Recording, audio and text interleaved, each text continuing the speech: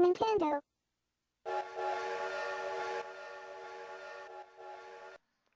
Ganondorf.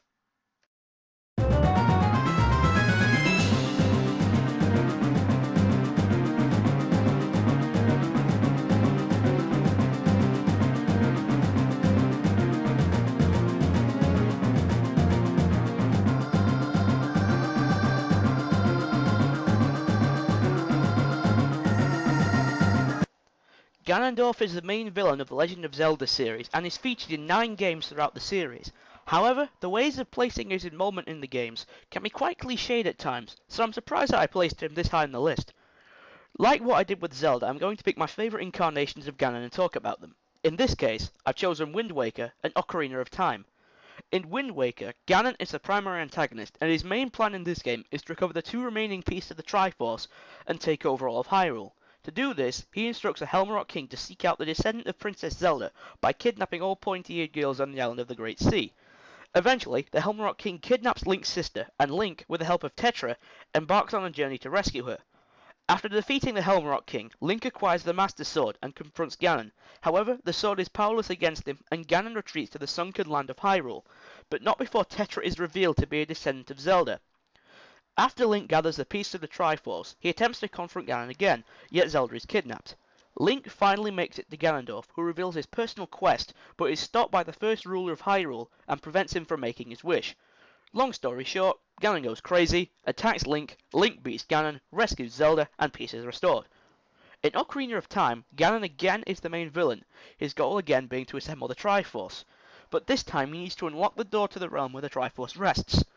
Link attempts to stop him by travelling to the Temple of Time to obtain the Master Sword. However, as he is too young to be the hero, he is kept within the Temple of Time for 7 years.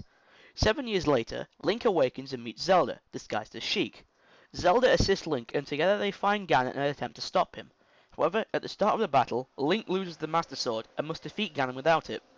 Long story short, Link uses cunning to beat Ganon, regains the Master Sword, delivers the final blow, and Zelda uses the Ocarina of Time to allow Link to regain his lost 7 years. However, Ganon is not the last Legend of Zelda villain to appear on this list, so who could beat him? Nintendo.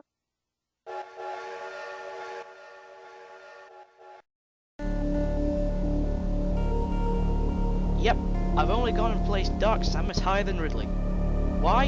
It's because I love the idea of the main antagonist being the dark version of the protagonist. For those of you who don't know, Dark Samus is a being of Phazon who has taken on the form of Samus Aran. Dark Samus wields more powerful version of the weapons used by Samus, making the fights with her very challenging, as you are effectively fighting yourself. Dark Samus can also use darker, more powerful versions of the attacks used by Samus, and can raise pillars of Phazon from the ground. She is also capable of flight, levitation, and rendering herself invisible. Dark Samus is very durable and capable of regeneration. She can also travel freely through space, regenerate from any injury, and even survive the explosion of planets. In terms of her personality, Dark Samus has all the personality traits of a typical villain. She is cold, vengeful, calculating, and merciless. It is shown that the lives of her opponents hold little value to her, as she uses her opponents as she sees fit. A great example of this is in Metroid Prime 3 Corruption, as she corrupts Rundus, Gore, and Gadradia, and forces them to battle Samus, only to absorb their powers upon their defeat. She also has a passion for cruelty, as she orders the space pirates to jettison the surviving crew of the GFS Valhalla into space. With her passion for cruelty and incredible abilities, not to mention being a great character concept, Dark Samus is one of my favourite video game villains.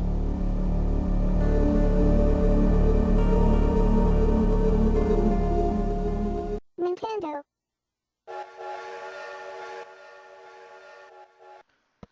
Time for more Kirby. This time it... Yes? What is it, Luigi? Patutusan matato. What? You want to appear on this list? Oh yeah. Well, you see, I need to put either another Kirby or Star Fox character on this list, or people would think I'm a Mario and Pokemon fanboy.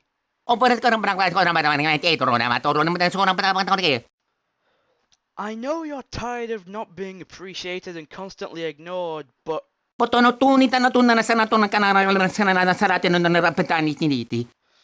Oh, fine. Only because it's you. Yahoo! Gate crashing his way onto my list is Mario's underrated little brother Luigi. Or, as Bowser calls him, Green Stash. Like his brother, Luigi is always willing to help those in need. However, his fear of ghosts and self-doubt sometimes get in the way. Despite this, when Mario was kidnapped by King Boo, Luigi put his fear of ghosts aside and battled through a ghost-filled mansion to save his brother. That's not the only time this has happened though. Time and time again, Luigi has stepped up to the mark and saved Mario in the Mushroom Kingdom. In the Mario and Luigi series, Luigi is depicted as slightly more comical, yet still a hero and always seems to add light humour to a serious moment in the game. Seriously, watching Luigi's antics while Mario and Starla are wondering what to do next is hilarious.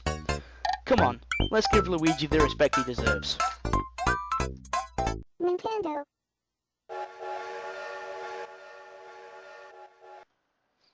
Now it's time for that Star Fox character I promised you, Andross. The arch nemesis of Fox McCloud, Andross is highly skilled in telekinesis, tactics, and technology, and is considered the primary antagonist of the whole series.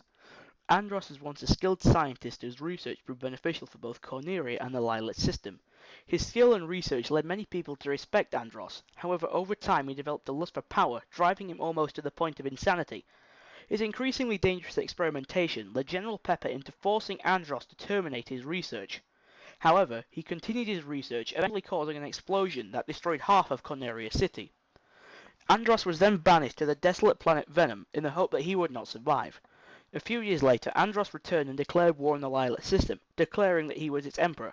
The Star Fox team was then called in for help and became the leaders in defeating Andross's forces. Fox then confronted Andross and saw what the experiments had done to him. He had been transformed into a giant disembodied head with mechanical hands on either side.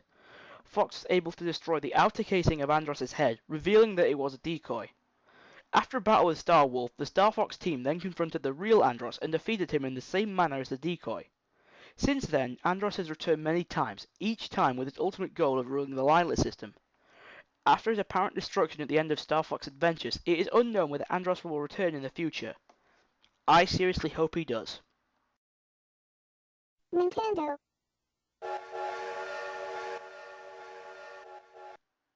See if you can recognize this next character from the music.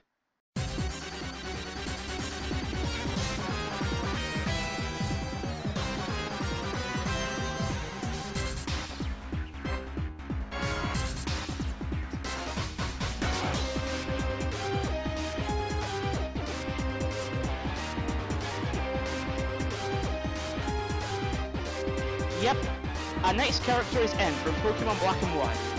Throughout the whole of the game, you encounter and face a mysterious Team Plasma and an even more mysterious N. N claims that Pokemon can speak, and he dreams of a world where Pokemon are free from their trainers. By the time you meet him in Nimbasa City, N reveals that he is the king of Team Plasma, and that he intends to catch legendary Pokemon Reshiram or Zekrom in order to defeat the Pokemon League and then force all Pokemon trainers to release their Pokemon. However, when the player defeats him, N surrogate father Getsis says that Team Plasma's real goal is world domination. N is a very difficult character to categorize, as he is neither a hero nor villain.